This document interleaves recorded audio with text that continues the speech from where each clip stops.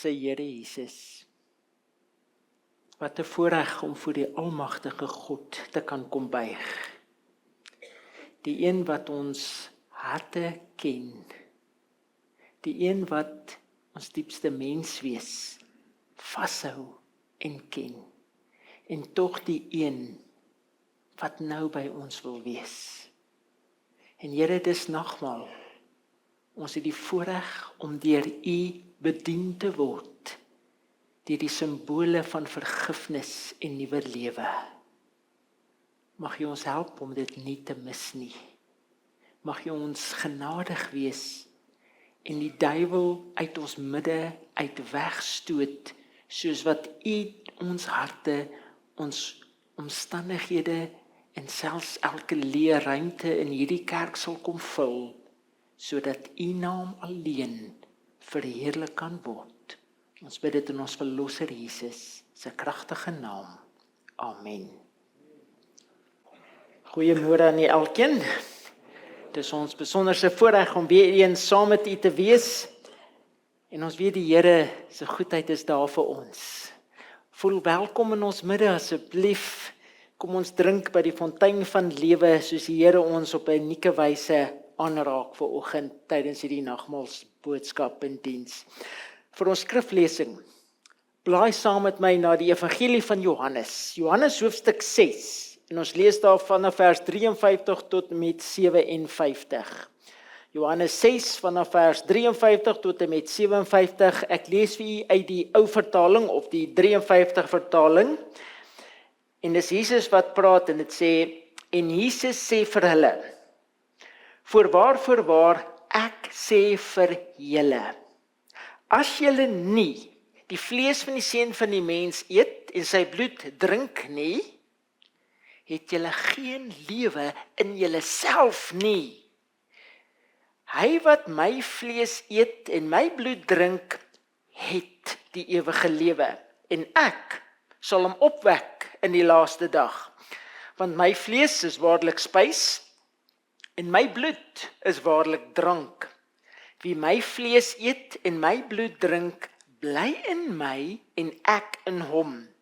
Soos die lewende Vader my gestuur het, en ek deur die Vader lewe, so sal hy wat my eet, ook deur my lewe. Mag die Here dit in ons harte vandag op 'n persoonlike wyse seën. Ons boodskap vanoggend is getiteld, die naam wat jy dra. Nagmaalsdiens, die naam wat jy dra. Daar is 'n gesegde wat vra, wat is in 'n naam? Jy het al gehoor? Wat is in 'n naam? Nou ons almal weet, die regte naam op die regte tyd kan natuurlik baie vir jou beteken. Maar tog, wat is in 'n naam? Het jy al ooit daaraan gedink? Wat is in 'n naam? Weet, ek kan nog goed onthou met ons kinders se geboortes, het ons elke keer voor hierdie geweldige taak gestaan, om vir ons kinders name te gee. Nou, ek weet nie hoe u op u kinders se name besluit het nie, maar by ons het dit basies so gewerk.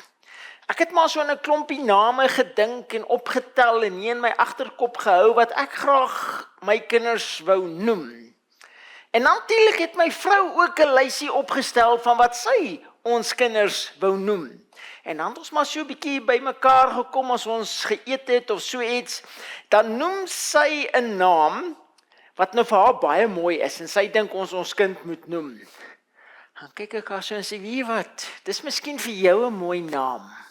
Maar jy weet, toe ek in laerskool was, toe was daar so 'n ouetjie in my klas met daai naam, en hy was 'n regte paluka gewees. Nou as ek daai naam hoor, dan sien ek tot vandag toe nog daai paluka. En ek wil nie my kind daai naam noem nie, want laat my in daai ou dink. En dan noem ek natuurlik 'n naam wat ek nou my kind wil noem, wat ek dink baie mooi en reg is. En dan sê my vrou, wat? Daar's nie 'n manier nie. Hoekom? want daar was 'n kind in my klas gewees, as onderwyser is, met daai naam, en hy was 'n regte terror gewees. En ek gaan glad nie my kind daai naam gee nie. En is dit nie maar hoe dit werk nie? Jy assosieer mense se name met hulle gedrag. Is dit net ek of stem jy saam? Ons assosieer mense se name met hulle gedrag. Weet, ek lees so tyd gelede die gedeelte wat vertel het van 'n Joodse egpaar wat in 'n groot stryd was met mekaar om 'n naam vir hulle eerste kind. Dit was later so erg dat hulle tot die rabbi moes inkry om te help bemiddel, want hulle wou mekaar wurg, so erg was dit. En die rabbi kom baie nederig en hy sien hier's groot emosies in hierdie huis en hy sê, goed, wat is die probleem?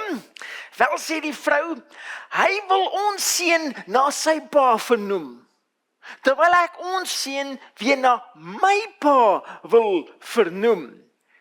Goed, sê die rabbi, die vrou is kwaad en hier's groot emosies in hierdie huis, so hy is maar baie versigtig. Nou goed, sê die rabbi, kyk hy na die man, hy sê, wat is jou pa se naam? Joseph, sê die man. En hy draai na die vrou toe en hy sê, goed, wat is jou pa se naam? Joseph, sê die vrou. Wag so 'n bietjie, sê die rabbi, nou verstaan ek nie. Jou pa se naam is Joseph en jou pa se naam is Joseph. Nou, wat is dan die probleem? Weereens is dit die vrou. En sy sê, ja, want onthou sy pa was 'n perdedief. Terwyl my pa sy hele lewe lank 'n eerlike en opregte en 'n regverdige man was. Hoe kan ek weet dat my kind na my pa vernoem is en nie na sy pa nie? Want hulle het dieselfde naam. Die rabbi het so 'n bietjie koppe gekrap en hy sê vir hulle, goed, ek sê julle wat. Noem die kind Joseph. En soos hy groot word, kyk dan of hy 'n perdedief of 'n eerlike en regverdige man uitdraai. En dan sal julle duidelik kan sien wie se naam hy dra. Maak sin, nee? Maak sin. En jy weet, net so is dit ook in ons eie geestelike lewens. Die lewe wat jy lewe, is die bewys van wie se naam jy werklik dra. Jy sien, om te sê, ek's 'n Christen, omdat ek kan sê, weet, ek is 'n kind van God, is een ding. Maar om deur ander mense wat jou lewe sien, as 'n Christen, 'n kind van God geïdentifiseer te word, ek bedoel, dit is 'n heeltemal anders storie. En Jesus het dit geweet, en daarom vat hy dit vas in ons skriflesing, as hy vir ons sê in Johannes 6 vers 53, en Jesus sê vir hulle, voorwaar ek sê vir julle, as julle nie die vlees van die seun van die mens eet en sy bloed drink nie, het julle geen lewe in julleself nie. Hy wat my vlees eet en my bloed drink, het die ewige lewe. En ek sal hom opwek in die laaste dag, want my vlees is waarlik spys en my bloed is waarlik drank. Wie my vlees eet en my bloed drink, bly in my en ek in hom. Soos die lewende Vader my gestuur het, en ek deur die Vader lewe, so sal hy wat my eet, ook deur my lewe. Om deel van Jesus te wees, en deur hom te lewe, is presies dieselfde as om sy naam te dra. Sien jy dit? Dit is presies dieselfde as om sy naam te dra. En daarom wil ek u vra, deur wie lewe jy? Deur wie lewe jy? Met watter naam word jou lewe geassosieer as mense na jou kyk? Dra jy werklik die naam van Jesus? Jy sien, dit is die lewe wat jy leef, wat jou naam bepaal. Of althans, bewys wie se naam jy dra. En nie soseer jou naam wat jou lewe bepaal nie. En Jesus wil hê ons moet so deel van hom wees. So in 'n unieke verhouding met hom staan, dat hy ons uitnooi om geestelik van sy vlees te eet en sy bloed te drink, sodat ons werklik op 'n tasbare wyse deel van hom kan wees. En soveel so, dat hy in ons gesien kan word. Deur deel te word van Jesus, word ons in werklikheid soos hy. En sy lewe sal in jou en my gesien kan word. Jy gaan nie daarby kan wegkom nie. Hulle sal Jesus in jou kan sien. En die groot vraag, ons wat dalk gou is om te sê ons is kinders van God en ons dra sy naam, as mense na jou lewe kyk, moet nou nie na ander mense kyk, kyk na jouself. As mense na jou lewe kyk, assosieer hulle jou met Jesus. Assosieer hulle jou met Jesus. Kan mense daar buite werklik sien, een ek dra die naam van Jesus? Weet so, klompie jare terug, weet toe selfone as te ware net besig was om opgang te maak. Ek dink ons ouer mense kan dit seker nog goed onthou. Weet toe selfone nog iets grands was, en uniek, en spesiaal was. Weet daai jare toe nog net die jappies selfone kon besit het? Onthou jy nog daai jare? Dis nogal baie interessant. Nou ek kan onthou, daai tyd was nogal in die koerant gewees, 'n berig gewees van hierdie man, mense het op die strand gesit. En dan lei hierdie ou se selfoon. En dan spring hy op en dan loop hy daar op die strand op en af en hy praat op sy selfoon en alles voor almal. Kyk, vandag sal dit ons irriteer, nê. Dit sal jou, maar daai tyd moet jy onthou was selfoon die ding, jy weet. Wow, so almal kyk met bewondering na hierdie ou, want hy's so belangrik. Nie net het hy 'n selfoon nie, maar sy selfoon nou aanlei. Jo, en dan gesit hy en dan lei die foon weer en dan praat hy weer lank in sand, hard voor almal. En almal dink, wow. Nou toevallig op dieselfde strand is daar toe ook 'n dame, 'n vrou wat baie ver swanger was. En op daai moment begin sy vir een of ander rede nie onttrekkings nie. Julle weet daai goed kry. Nie onttrekkings nie. Kan nie so samentrekkings of so kontraksies kry. En natuurlik die mense is dadelik by om haar te help en vinnig besef hulle, wow, hier moet hulle nou 'n ambulans kry. Nou wie toe hardloop hulle? Die man met die selfoon, hy kan 'n ambulans bel. En skielik word hierdie man bloedrooi soos wat hy hulle sy selfoon wys. Dis toe al die tyd een van hierdie speelselfone waarmee hy die mense wou beïndruk en voorgee hy 'n werklike selfoon. Wat 'n klug. Ek bedoel, wat 'n klug. En weet jy, baie keer is dit maar dieselfde met ons godsdienstige lewens. Ons is gou om onsself te identifiseer as Christene, om te sê ons dra die naam van Jesus. Maar wanneer ander mense na ons toe kom vir hulp, wanneer hulle werklik Jesus soek in hulle lewens en hulle kom na ons wat die naam dra, kan ons hulle nie help nie. Het ons niks om te gee nie, want ons het maar net godsdiens as 'n speelding en nie die egte nie. Ons het maar net ons Bybels gebruik as 'n speelfoon om mense te probeer beïndruk, terwyl ons nie werklik die egte het nie. As dit dalk is hoe u lewe voel, asof dit is vir u of hoe my lewe is, wil ek vir u sê, nooi Jesus u tydens hierdie nagmaalsdiens as hy sê, kom eet van my. Aanvaar my bloed in jou lewe, wat al jou sondes kan afwas, sodat jy eg kan word.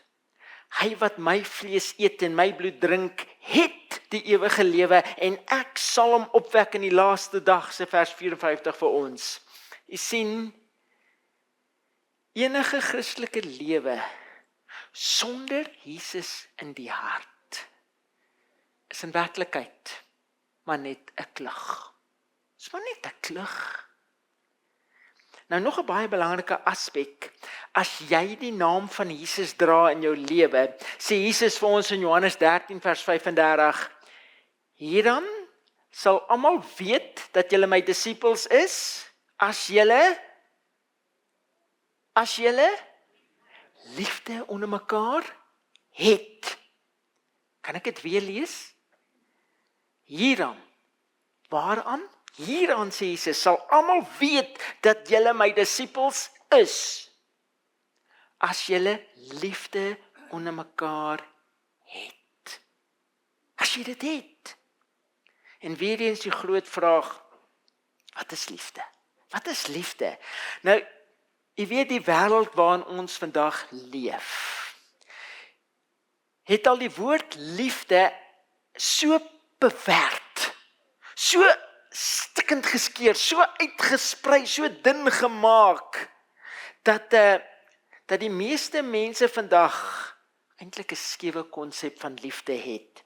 Weet, ek hoor nou die ander dag iemand sê, my honde was besig om liefde te maak. Dis nie liefde nie. Ek wil, dis instink. Dis die skeefste konsep van liefde wat jy kan kry, 'n totale verwronge beeld daarvan.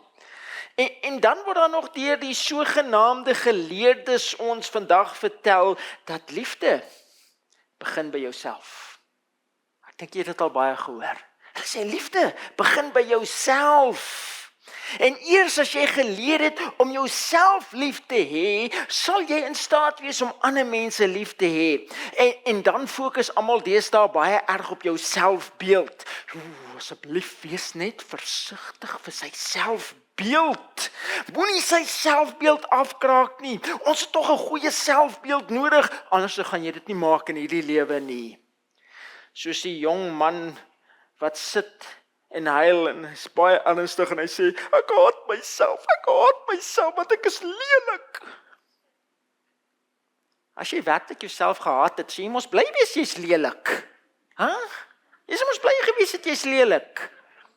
Jy sien, die Bybel leer my dat ware liefde begin by God. Hy is die oorsprong van liefde. Ek bedoel, dit is wat hy is. En ware liefde word slegs deel van my lewe wanneer ek God leer ken in my lewe. En ek leer eers werklik ander mense lief kry wanneer ek besef hoe lief God my het. Hoe lief God my het. En jou selfbeeld, so belangrik as wat dit ook al is, word nie gevorm deur meer op jouself te fokus nie, maar eers werklik om op Jesus te fokus en wat hy vir jou gedoen het op die kruis. Net om dit prakties te maak. Luister gou 'n bietjie hoe dom klink dit.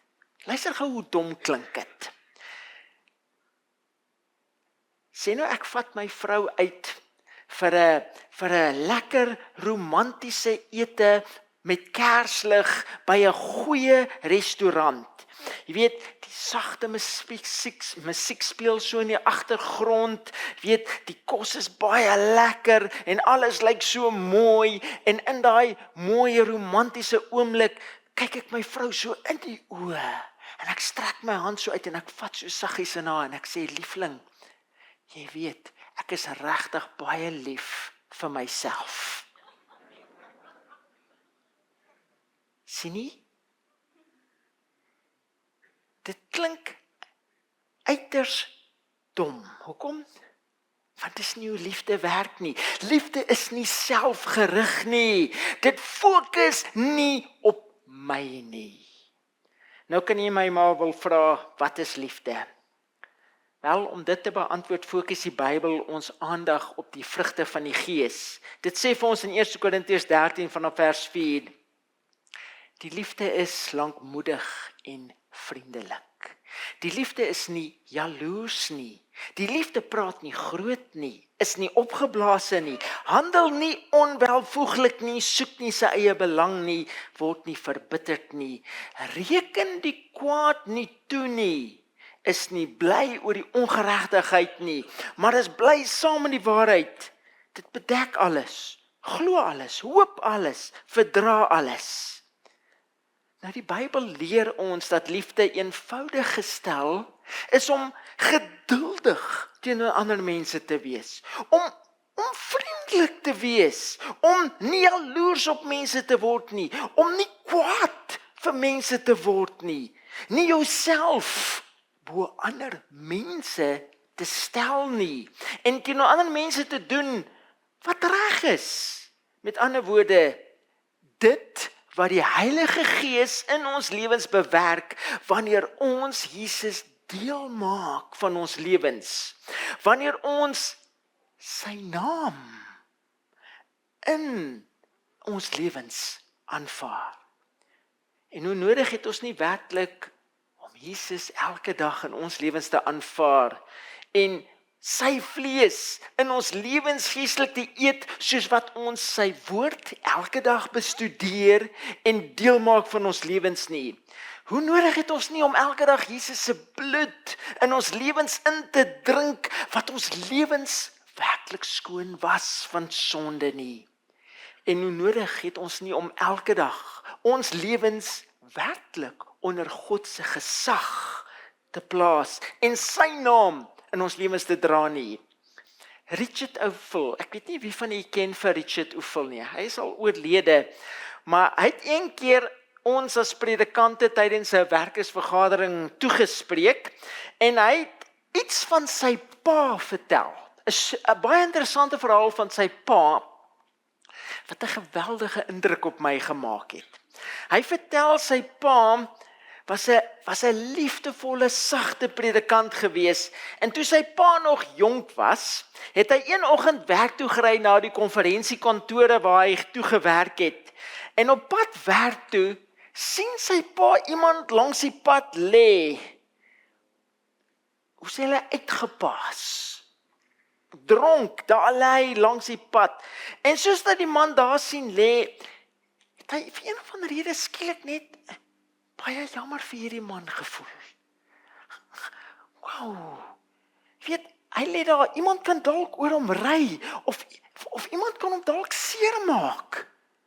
En hy het so sleg gevoel vir hierdie man, dat hy letterlik omgedraai het, langs die man gaan stop het, en met 'n groot gesukkel hierdie dronk besope man op die agterste sitplek van sy kar getel het, en met hom gery het na die konferensiekantore toe. By die kantore het hy natuurlik onder die gebou by die parkeerarea gestop. Hy het net so 'n bietjie die vensters afgedraai, jy weet, dat daar nou 'n bietjie suurstof is, en die man gelos om sy roes af te slaap, terwyl hy op is na sy kantoor toe. En natuurlik, soos hy besig geraak het met sy werk se dinge, vergeet hy van die ou daar onder in sy kar, man. Na 'n lang ruk, onthou hy dit, en hy hardloop af, en toe hy daar by die kar kom, toe sit hierdie ou al so 'n bietjie regop in die kar met groot oë, en hy kyk so rond, nie 'n idee waar hy is nie. En onmiddellik toe hy nou hierdie man sien, toe sê hy, "Woe, waar's ek? Wat maak ek hier? Waar's ek?" En natuurlik Richard Oufel se pa verduidelik toe vir hom, hy sê, "Man, ek het jou daar langs die pad gesien, en ek was so bang, iemand ry jou raak, of iemand maak jou seer, en ek het jou toe opgetel, sodat jy net veilig kan wees. Dat jy net veilig kan wees." "Hoekom het jy dit gedoen?" vra die man verbaas. En hy sê, en skielik, "Hoekom het ek dit gedoen?" En hy sê, "Omdat ek lief is vir Jesus." En skielik vra die man 'n heel anderste vraag as wat ons normaalweg verwag. "Soos wie is Jesus?" vra die man hom. En Richard O'Full se pa, getref deur die werklikheid van die vraag, antwoord, soos ek. Soos ek. Jesus is soos ek. En skielik besef ek, is dit nie hoe ons as mense moet wees nie. Is dit nie hoe ons moet wees nie, soos Jesus. Om weer terug te kom na ons vraag in die begin. Wat is in 'n naam? Wat is in 'n naam? En die antwoord is in werklikheid baie eenvoudig. Die lewe, wat jy lewe. Wat is in 'n naam? Die lewe wat jy leef. Jou gedrag in die wêreld daar buite bepaal waarmee mense jou naam assosieer. En daarom roep Jesus ons om deel van hom te word, dat ons in werklikheid soos hy sal wees. En daarom het ons nou weer eens geleentheid tydens hierdie nagmaalsdiens om Jesus werklik tasbaar deel van ons lewens te maak, hom toe te laat om ons sondes weg te was, ons weer heel te maak en ons op sy naam te plaas. Dis die groot voorreg van nagmaal, waar ek en jy deur hierdie simbole van die brood en die wyn te kan gebruik, Jesus toelaat om ons op sy naam te plaas. So deel van hom te word, dat hy deur ons gesien kan word. Onse Here Jesus, dankie, baie dankie, dat u lewe gegee het vir ons op die kruis van Golgotha. 'n volmaakte lewe gelei het, wat u in ons plek vir ons aanbied. En dat ons, soos ons hierdie brood eet, u woord bestudeer, dat u ons ook skoon en reg en gevul deur u geregtigheid maak. Dankie vir u bloed wat werklik sonde skoon was. En soos wat ons dit kon drink, dit kon aanvaar, dat ons werklik u vergifnis kon ontvang het. U bloed wat alle sonde reinig, en dat ons nou skoon gewas, deur die bloed van Jesus, nuwe mense hier kan uitstap. Dankie Jesus. Baie, baie, baie dankie Jesus. Amen.